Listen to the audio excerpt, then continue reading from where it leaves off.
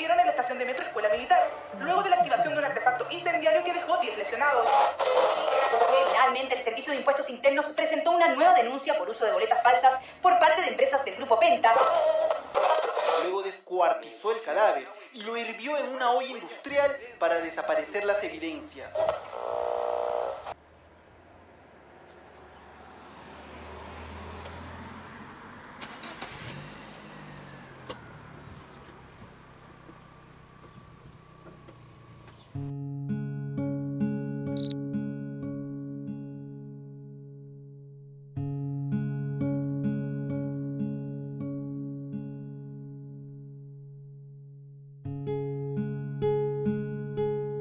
Malas noticias por todos lados, asesinatos, violaciones, corrupción y toda clase de males día a día. Sin cesar nos agobian, y la raíz de todo esto es que el hombre está muerto espiritualmente. Si vamos a la cultura más desarrollada y culta, nos encontramos allí con la realidad del pecado.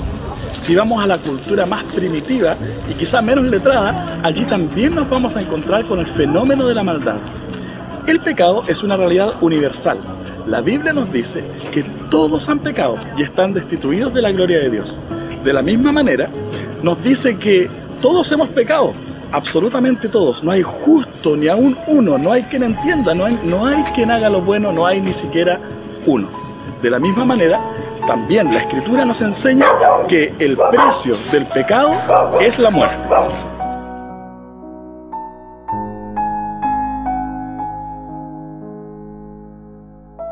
Toda esta triste historia comenzó cuando Dios colocó a Adán y Eva en el huerto y les entregó una orden, que no comieran del árbol del conocimiento del bien y del mal, porque el día que de él comieren, ciertamente morirían. El hombre comió, y ese mismo día murió espiritualmente.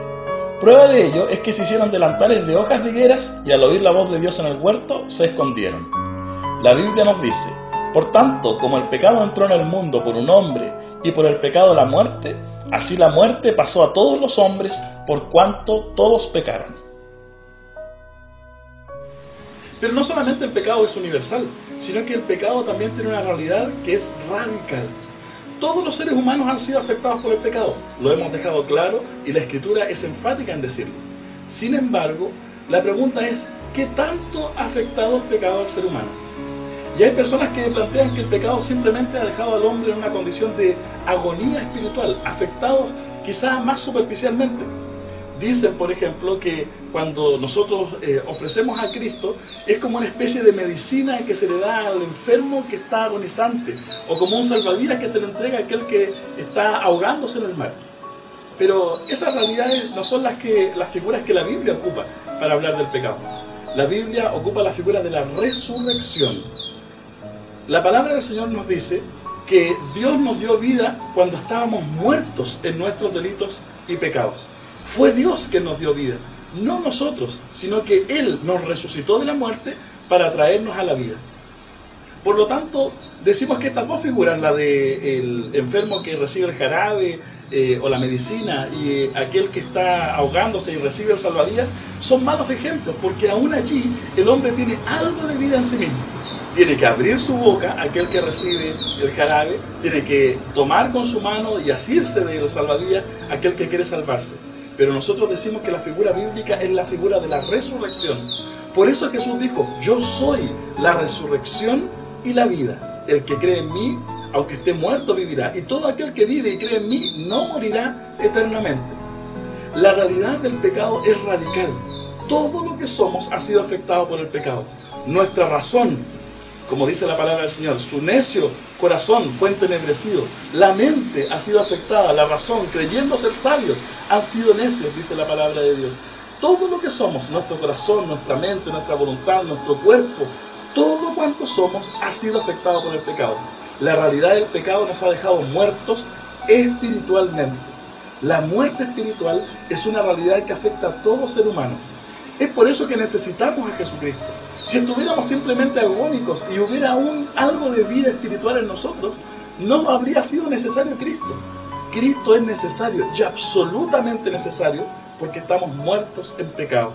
Necesitamos que la fuente misma de la vida, aquel de quien mana la vida de todos los hombres, aquel que sustenta con la palabra de su boca a la creación y a toda la humanidad, viniera a este mundo, como vino Jesucristo, para darnos vida. Jesús ha venido a resucitarnos. Jesús ha venido a regalarnos la vida a aquellos que estábamos muertos. Es por eso que Jesús nos hace esta invitación cariñosa a cada uno de nosotros. Si tú aún no has conocido a Jesucristo, Él te invita para que tú le abras tu corazón, para que tú creas en Él, para que tú recibas la vida que en Jesucristo, la fuente de la vida, está disponible para todos los hombres. Yo soy la vid, ustedes los pámpanos, separados de mí nada pueden hacer. Si separamos las uvas del parrón, ciertamente estas mueren y se secan, pero si permanecen unidas a la vid, tienen vida porque de Él mana la vida. El pecado es una realidad universal, es una realidad que afecta a todo hombre en todo lugar. El pecado es una realidad que nos deja muertos espiritualmente, cuya consecuencia final en esta vida es la muerte física, de la cual es testimonio este lugar, pero también la muerte espiritual de la que nos habla la Biblia, aquel juicio que vendrá de parte de Dios y aquella condenación eterna, separación de Dios por toda la eternidad. Pero Cristo ha venido para darnos vida y para darnos vida en abundancia. Que Dios te bendiga.